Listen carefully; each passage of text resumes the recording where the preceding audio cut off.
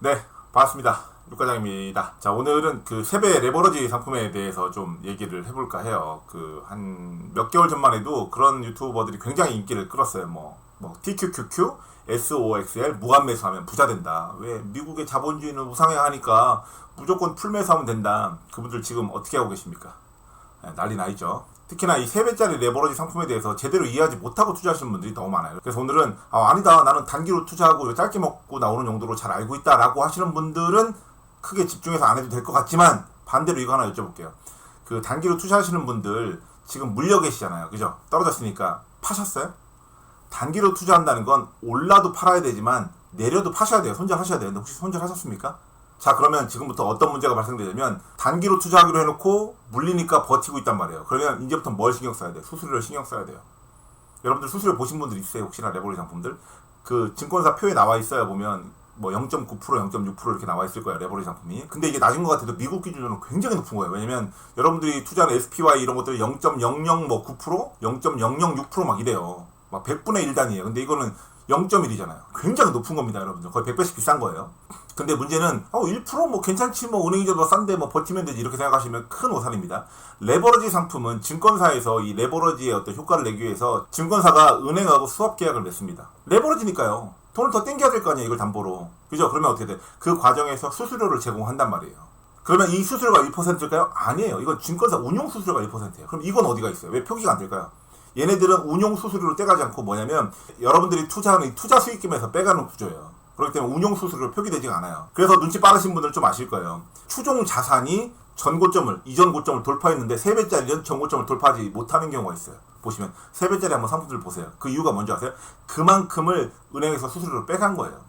이걸 모르시는 분들이 있어요. 그래서 오늘 그 수수료가 어마어마합니다. 그 수수료가 얼마인지도 알려드릴 테니까, 단기를 투자하시든 장기를 투자하시든 모아가는 투자를 하시든 오늘 이 방송 꼭 보시면 아마 생각이 달라지실 겁니다. 그래서 세부적인 설명 들어갈 테니까 여러분들 이 방송 꼭 보셔야 됩니다. 가시죠.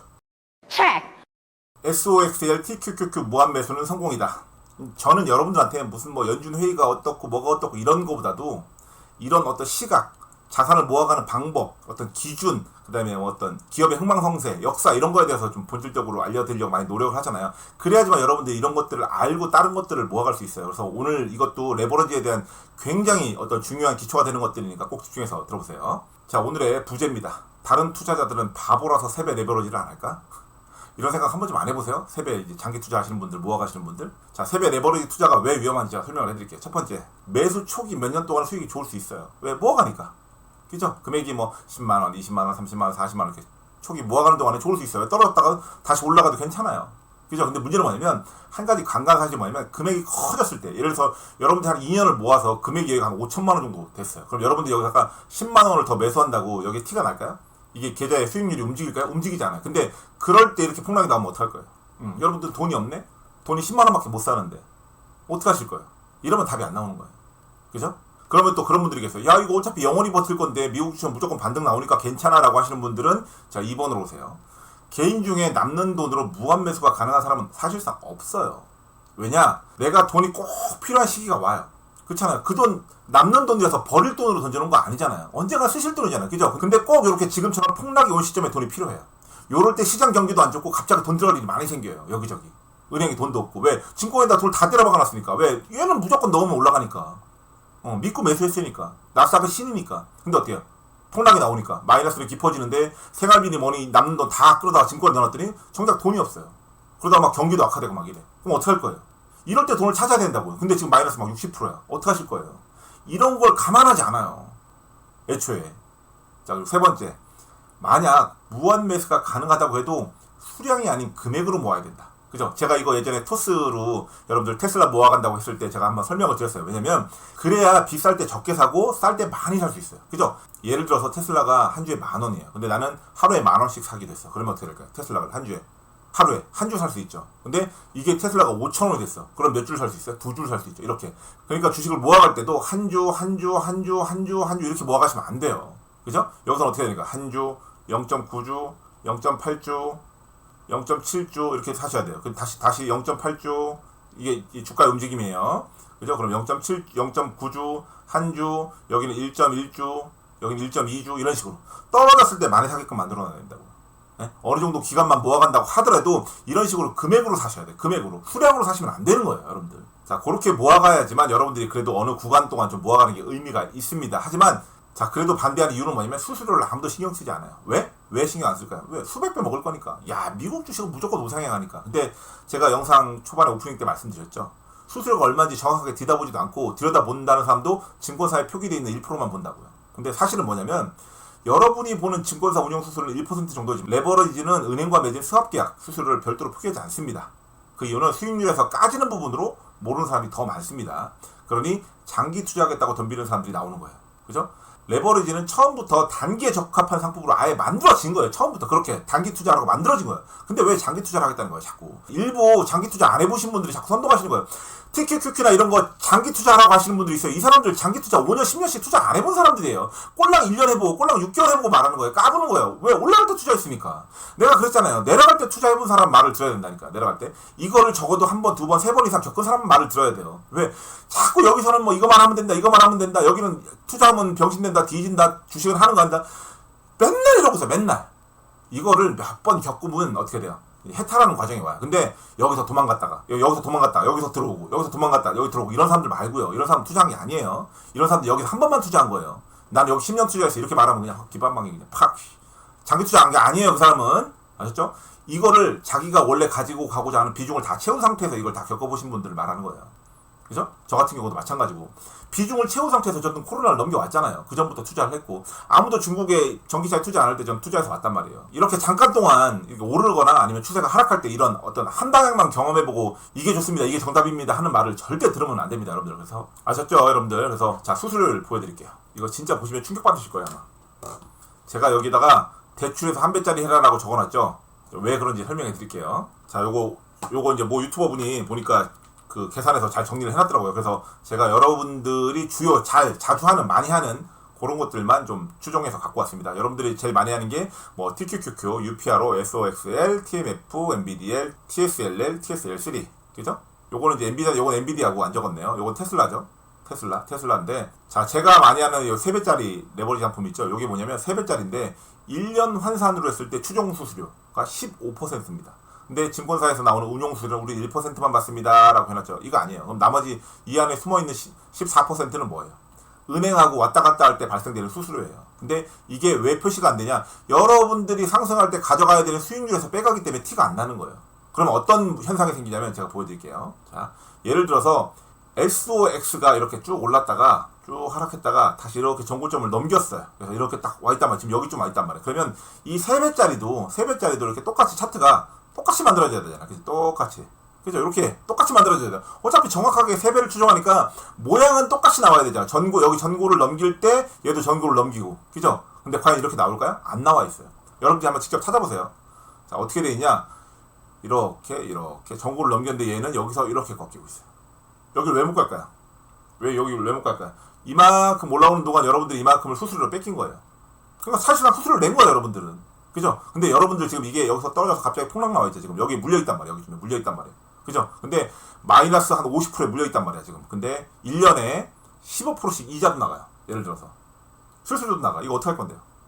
제가 왜 은행에 대출받아라라고 했는지 알겠죠? 차라리 내가 예를 들어서 5천만 원을 투자할 거야. 그러면 은행에서 1억을 대출 받으세요. 1억을 한 3%, 5%, 6% 이자 두고 대출 받은 다음에 그러고 1억 5천 투자하세요. 한 배짜리에다. 이게 훨씬 이득이에요. 이해되세요? 이게 훨씬 이득이에요. 이런 걸 알고 계시냐고요. 이런 걸 알고 계셔야 돼요. 그래서 3배짜리 레버러지를 장기 투자하지 말라고 하는데 이 몰지각한 놈들 이거 보면 이런 거 설명도 안 해주고 그냥 장기 투자 모아가기만 하면 수익 난다고. 그건 오를 때 얘기죠. 오를 때. 이 물렸을 때 어떻게 할 건데요? 물렸을 때. 계속 버티면 계좌가 녹아요. 1년에 15%씩. 이거 어떻게 할 거냐고요. 이거 알고 계세요? 단기 투자하시는 분들, 장기 투자하시는 분들 알고 계셨어요? 그래서 3배 레버리지상 보면 일정 구간 동안만 투자하는 거예요.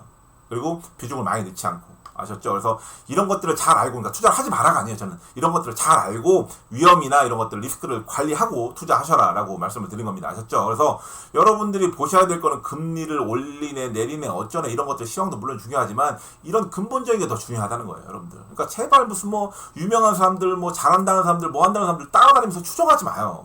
그 사람들 거 방송 백날 봐봐. 여러분들 아무 도움 안 돼요. 차라리 이런 걸 먼저 공부한 다음에 그걸 들으세요. 그래야 뭔가 얻어오는 게 있다고. 근데 아무것도 모르고 야 이거 사면 된대. 이거 사면 좋대. 3배짜리는 무조건 모아가면 수익 난대. 그냥 병신 되는 거야 시장에서. 그 사람 조회수나 그냥 빨아주고. 아셨죠? 제 채널을 보시는 분들은 항상 현명하게 생각하셔야 됩니다. 그래서 저는 하지 말라. 이건 나쁜 거다 아니에요. 정확히 알고 해라. 그리고 그걸 알려고 자꾸 노력을 하자. 저도 마찬가지고 여러분들도 아셨죠? 그래서 이런 함정이 있는 부분들을 여러분들이 알고 계셔야 됩니다. 아셨죠? 자 그러면 이제 육과장은 그러면 세배 레버러지를 어떤 식으로 운용을 하길래 리스크 관리를 좀 하는지 여러분들한테 설명을 한번 해드리도록 하겠습니다. 자꾸 설명해달라고 해서 자 육과장이 세배 레버러지를 대응하는 방법. 자 어디까지나 육과장의 방법이에요. 그죠? 저 정답이라고 한 적 없어요. 또 헛소리 하지 마세요, 갑자기. 자, 평상시에 장이 이렇게 난나난나난나난나난나난나난나난나난 이렇게 갈 때 있죠. 지난 몇 개월 동안, 지난 1년 동안 이렇게 올라왔어요. 그죠? 요럴 때예요, 요럴 때. 장이 급락 후 우상향 할 때 어떻게 하냐? 전고 대비 10%가 떨어지면 매수를 시작해요. 여기 전고점 있죠? 전고점 대비 자, 이렇게 고점 대비 10% 이상. 여기가 10%다 그러면 여기서 매수 시작하는 거예요. 그죠? 그죠? 맞죠? 그래서 쭉 올라와. 그러면 여기까지 내려서 내가 매수 평단이다. 그러면 여기서부터 매수 시작해요. 근데 보통 비중은 어디서 많이 줄이냐면 여기 전 고점을 돌파하는 여기 있죠. 여기서 비중을 많이 줄여요. 보통 올라갈 때 전고를 이렇게 돌파하면서 올라가요. 이렇게 그죠? 전고를 이렇게 돌파하면서 올라간다고 상승할 때는 그죠? 이렇게 돌파하면서 올라간다. 그러면 돌파하는 구간 이 부분에서 좀 많이 줄여요. 엔비디아도 마찬가지였어요. 그리고 나서 10% 이상 떨어지면 이렇게 매수를 합니다. 평상시에 250만 원 갖고는 계속 요거의 반복이에요. 계속.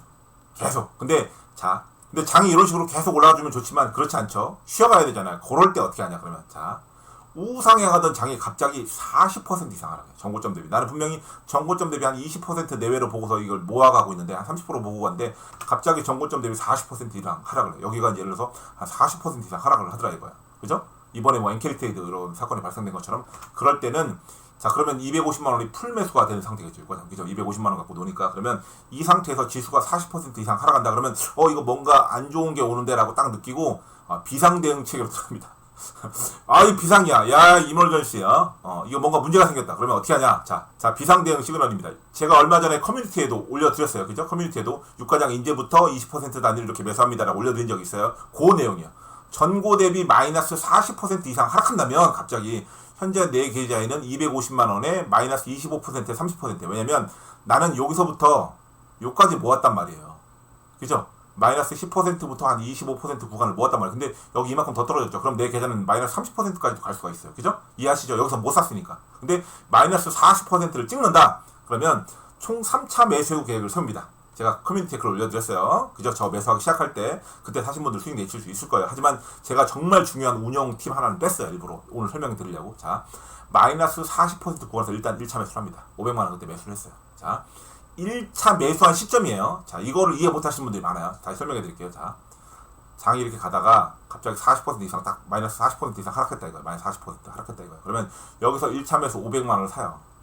그죠? 500만 원을 산다고 500만 원. 1차 매수를 사요. 그죠? 근데 예를 들어서 여기서부터 여기까지가 마이너스 40%잖아요. 근데 어떤 분들은 내가 마이너스 20% 하면 여기서부터 여기까지 한 60% 마이너스 60%일 때 산다는 얘기가 아니라 여기서 20%가 하락하면 여기서부터 이거랑은 다릅니다.